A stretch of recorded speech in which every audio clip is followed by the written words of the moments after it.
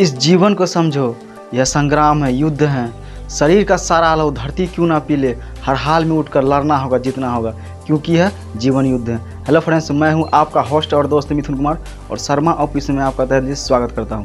दोस्तों, इस वीडियो में मैं आज आपको बताऊंगा कि आप सफल कैसे होंगे, यानी सफलता का मूल मंत्र क्या होता है, सफलता का रहस्य क्या हो सकता है, आखिर लोग कैसे सफल होते हैं। इससे पहले दोस्तों, आप मेरे चैनल पर अगर नए आए तो चैनल को सब्सक्राइब कर लिए, एक अच्छा सा लाइक कर दीजिए और बेल आइकन की घंटी को दबाना ना भूलेगा, ताकि मेरी हर वीडियो का नोटिफिकेशन सबसे पहले आप तक पहुँचे, क्योंकि मैं अपने इस चैनल पर इस तरह की वीडियो लाता रहता हूँ। तो चलिए बिना टाइम वेस्ट किए वीडियो को शुरू करते हैं।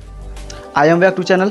दोस्तों, आपको एक छोटी सी कहानी के जरिए मैं आपको समझाने का प्रयास कर रहा हूँ। दोस्तों, यूनान में एक महायोद्धा हुआ करते थे जो कि बड़े शातिर थे, दिमाग के बड़े चालू थे। उसके सामने एक ऐसी परिस्थिति आई कि उसके प्रतिद्वंदी ने से युद्ध के लिए ललकारा गया। उसको कहा गया कि तुम हमसे युद्ध करो, अगर तुम हमसे युद्ध नहीं करेगा तो तुमको जो है तुम्हारी जो सारी संपत्ति या दौलत जितने भी हैं जब्त कर लिया जाएगा और तुमको भी मार दिया जाएगा। ये जो योद्धा थे ये बड़े चिंतित हो गए, चिंता में आ गए कि कैसे क्या होगा।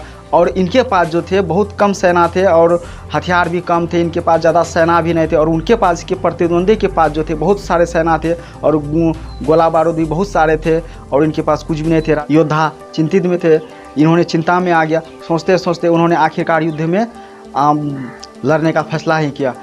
लेकिन युद्ध के लिए जाना था समुद्र के उस पार, यानी समुद्र के पार करके तब युद्ध में जाना था। और राजा ने आखिरकार लड़ने का फैसला कर लिया। इनके पास जितने भी सेना थे सभी सेना को नाव में भर लिया और जितने भी इसके पास हथियार थे, गोली बारूद थे, सब जो है नाव में भर लिया और सबको जो है समुद्र के पार करा दिया। जैसे ही समुद्र के पार कराया तो राजा ने सबको संबोधित करते हुए कहा कि देखो, हम जिस नाव से आए हैं उस नाव को जला दो। सब सेनापति हक्का बक्का हो गए, किसी के होश उड़ गए। वो सोच रहे थे ये राजा साहब क्या कर रहे हैं, अगर प्रतिद्वंदी सेना लोग हम पर बरस जाएंगे तो हम लोग भागेंगे कैसे, या हम लोग फिर वापस घर कैसे जाएंगे।